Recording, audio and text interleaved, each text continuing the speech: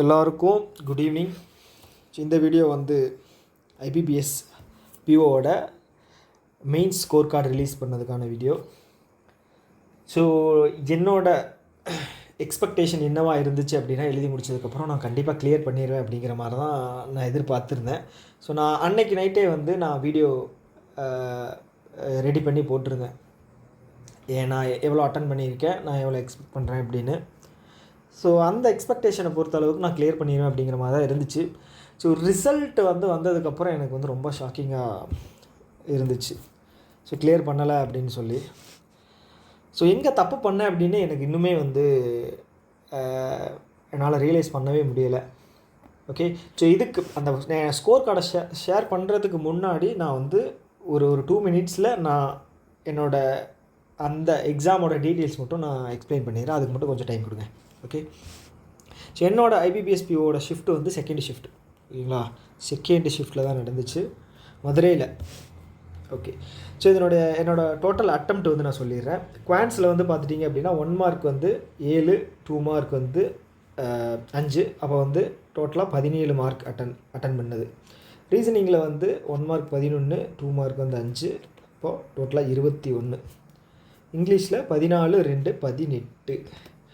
General அவேர்னஸில் 21 attend பண்ணேன், 21 போட்டோம் அப்படின்னா ஓவரால் வந்து அட்டெம்ப்ட் வந்து பார்த்துட்டிங்க அப்படின்னா 77 மார்க்குக்கு அட்டன் பண்ணது. ஓகே, டிஸ்கிரிப்டிவில் வந்து பார்த்துட்டிங்க அப்படின்னா லெட்டர் ரைட்டிங் வந்து நான் ஃபுல்லாக கம்ப்ளீட் பண்ணியிருந்தேன். ஓகே, என்ன டைப் பண்ணதுன்னு பார்த்துட்டிங்க அப்படின்னா, இந்த போலீஸ் ஸ்டேஷனுக்கு வந்து கம்ப்ளைண்ட் கொடுக்கணும். ஸோ என்னோடய ஸ்ட்ரீட்டில் வந்து நியூசன்ஸ் நடக்குது அவுட் சைடர்ஸ்னால, அதை பற்றின ஒரு கம்ப்ளைண்ட் கொடுக்கணும். அதை நான் ஃபுல்லாக வந்து டைப் பண்ணிட்டேன். ஓகேங்களா? எஸ்ஏல வந்து பார்த்துட்டிங்க அப்படின்னா 160 வேர்ட்ஸ் தான் என்னால் டைப் பண்ண முடிஞ்சுது. க்ளோஸ் ஆகிடுச்சு டைம். நான் இதுவும் செக் பண்ணல, ஸ்பெல்லிங்கோ இல்லை வந்து கிராமரோ எதுவுமே செக் பண்ணல. 160 வேர்ட்ஸ் தான் டைப் பண்ண முடிஞ்சுது. ஸோ இதுதான் வந்து என்னோடய அட்டெம்ப்ட். ஓகேங்களா? 77 மார்க்குக்கு டோட்டலாக அட்டன் பண்ணேன். டிஸ்கிரிப்டிவும் இவ்வளோ பண்ணியிருக்கேன். ஓரளவுக்கு டீசெண்டாக தான் பண்ணியிருக்கேன். ஸோ எக்ஸ்பெக்ட் பண்ணது என்னன்னு பார்த்துட்டிங்க அப்படின்னா, குவான்ஸில் வந்து 17 மார்க் நான் எக்ஸ்பெக்ட் பண்ணேன். குவான்ஸில் வந்து நமக்கு ஆன்சர் வந்ததை தான் வந்து டிக் பண்ண போகிறோம். அதனால் வந்து கம்பல்சரி, ஏன்னா குவான்ஸில் இது மற்ற செக்ஷனை கம்பேர் பண்ணும்போது நான் குவான்ஸில் கொஞ்சம் ஸ்ட்ராங்கு தான், அது எனக்கே தெரியும். ஸோ அதனால தான் நான் இவ்வளோ தைரியமாக சொல்கிறேன். குவான்ஸில் வந்து 17 மார்க் நான் எக்ஸ்பெக்ட் பண்ணேன், அப்படியே வந்துடும் அப்படின்னா. ஸோ ரீசனிங்கில் வந்து பார்த்துட்டிங்க அப்படின்னா ஒரு 15லேருந்து 13 பண்ணேன். நான் மிஸ்லேனியஸில் வந்து நான் 1-2 தப்பாக இருக்க வாய்ப்பு இருக்குது. ஸோ அதனால் வந்து நான் எக்ஸ்பெக்ட் பண்ணேன், இந்த ரேஞ்சில் தான் எக்ஸ்பெக்ட் பண்ணேன். ஸோ இங்கிலீஷில் வந்து நம்ம ஓரளவுக்கு மாடரேட் தான்.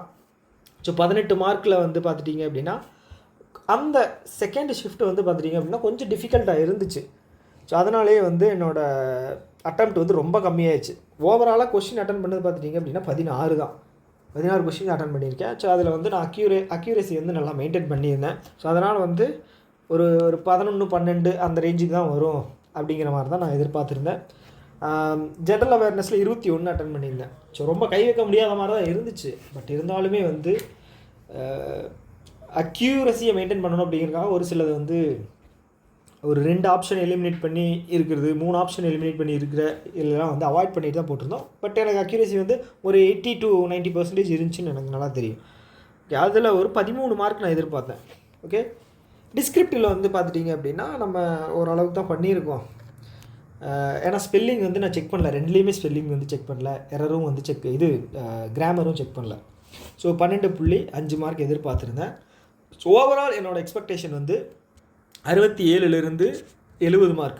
ஸோ இது வந்து பாஸ் ஆகிறதுக்கு உண்டான மார்க்கு, அது எனக்கு தெரியும். ஆனால் வந்து ஒரு கட் ஆஃபை விட ஒரு 10 மார்க் 15 மார்க் கூட இருக்குமா அப்படின்னா நான் வந்து அப்போவே நான் சொல்லியிருப்பேன், இருக்காது கண்டிப்பாக. இன்டர்வியூவில் வந்து பயங்கரமாக எஃபர்ட் போட்டு தான் வந்து பாஸ் ஆகிற மாதிரி இருக்கும் அப்படிங்கிற மாதிரி தான் நான் சொல்லியிருந்தேன். ஓகே, ஸோ இப்போ பார்த்துட்டோம் இல்லையா? ஸோ இப்போ அப்படியே நான் ஸ்கோர் கார்டு காட்டுறேன் பாருங்களேன்.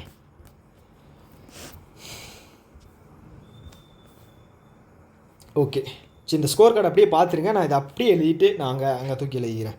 ஸோ ஓகே, இதில் வந்து ரீசனிங்கில் வந்து 16, ஜென்ரல் அவேர்னஸில் 11, இங்கிலீஷில் வந்து 11.75, குவான்ஸில் 7,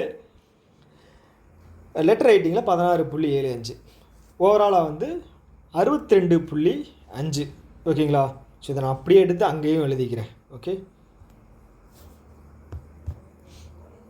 ஓகே, குவான்ஸில் வந்து 7 மார்க்கு, ரீசனிங்கில் வந்து 16, இங்கிலீஷில் வந்து எவ்வளவு 11.75 11.75. ஜென்ரல் அவேர்னஸில் வந்து பார்த்துட்டிங்க அப்படின்னா 11, டிஸ்கிரிப்டிவில் வந்து 16.75, ஓவராலாக 62.5, கட் ஆஃப் எவ்வளோ இருந்துச்சு 66. ஓகே. ஸோ இதில் எனக்கு என்ன குழப்பம் அப்படின்னா, மற்றது எல்லாம் கூட ஓகே நான் எதிர்பார்த்தது தான் வந்துச்சு. ஓகே.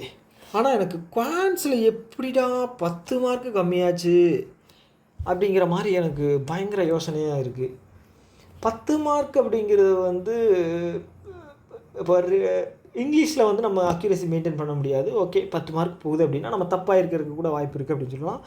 எனக்கு குவான்ஸில் வந்து எப்படி வந்து 10 மார்க் கம்மியாச்சு அப்படிங்கிறது வந்து இன்னுமே ஆச்சரியமாக இருக்குது. ஸோ இந்த 10 மார்க் ஷார்ட்டேஜில் பார்த்துட்டிங்க அப்படின்னா 72.5 மார்க்கு இந்த 10 மார்க் ஷார்ட்டேஜில் வருது. ஸோ எப்படி மிஸ் ஆச்சுன்னே தெரியல. மற்றதெல்லாம் எக்ஸ்பெக்ட் பண்ணதை நீங்கள் பாருங்களேன். இப்போது ரீசனிங்கில் எக்ஸ்பெக்ட் பண்ணது தான் கரெக்டாக வந்திருக்கு. ஓகே. இங்கிலீஷில் வந்து பார்த்துட்டிங்க அப்படின்னா அதே மாதிரி தான் வந்திருக்கு. கரண்ட் அஃபேர்ஸில் ஒரு 2 மார்க் வந்து கம்மியாக இருக்குது. ஓகே. டிஸ்கிரிப்டில் வந்து நான் எதிர்பார்த்ததை விட அதிகமாக தான் வந்திருக்கு. ஆனால் குவான்ஸில் எப்படி வந்துச்சு? குவான்ஸில் வந்து என்னால் வந்து நம்பவே முடியல. எப்படி 17 மார்க் அட்டன் பண்ணி 7 வந்துச்சு அப்படின்னு. ஸோ எனிவே எனக்கு அந்த நாள் வந்து ரொம்ப ஃப்ரஸ்ட்ரேட்டடாக தான் இருந்துச்சு ரிசல்ட் வந்த நாள். ஸோ பட் அதான் எதிர்பார்த்துட்டு இருந்தேன், ஸ்கோர் கார்டு வரட்டும், எங்கே தப்பு பண்ணியிருக்கோம் அப்படின்னு சொல்லி. ஸோ நார்மலைசேஷன் வந்து உண்மையாலுமே வந்து ஃபஸ்ட்டு ஷிஃப்ட்டை விட செகண்ட் ஷிஃப்ட்டில் வந்து குவான்ஸ் வந்து ரொம்ப ஈஸியாக இருந்துச்சா என்ன, எனக்கு அது வந்து ப்ரிடிக்ட் பண்ண முடியல. நிறையா வந்து அனில் அகர்வால் சார் அவரோட இதில் செகண்ட் ஷிஃப்ட்டை வந்து போய் பார்த்தோம் அப்படின்னா, அட்டம்ப்டில் வந்து பார்த்துட்டோம் அப்படின்னா அங்கேயும் சொல்லியிருந்தாங்க ஃபஸ்ட்டு ஷிஃப்ட்டில் வந்து ஈஸியாக இருந்துச்சு, செகண்ட் ஷிஃப்ட்டில் வந்து குவான்ஸும் இங்கிலீஷும் வந்து ரொம்ப கஷ்டமாக இருந்துச்சு, ரீசனிங் வந்து உண்மையாலுமே ரொம்ப ஈஸியாக தான் இருந்துச்சு ரீசனிங். ஓகேங்களா. ஆனால் குவான்ஸ் வந்து எனக்கு வந்து ஜட்ஜ் பண்ணவே முடியல. ஓகே. ஸோ இது தான் வந்து இந்த வீடியோவில் நான் சொல்லணும்னு நினச்சேன். ஸோ 62.5. ஸோ எனிவே ஃபெயில் தான்.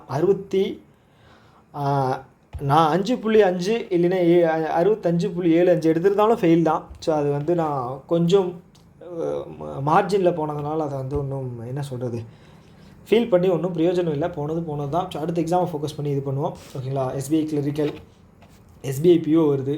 ஓகேங்களா. என்ஐசிஎல்லோட மெயின்ஸும் வர இருக்குது. ஸோ ஃபோக்கஸ் பண்ணுவோம்.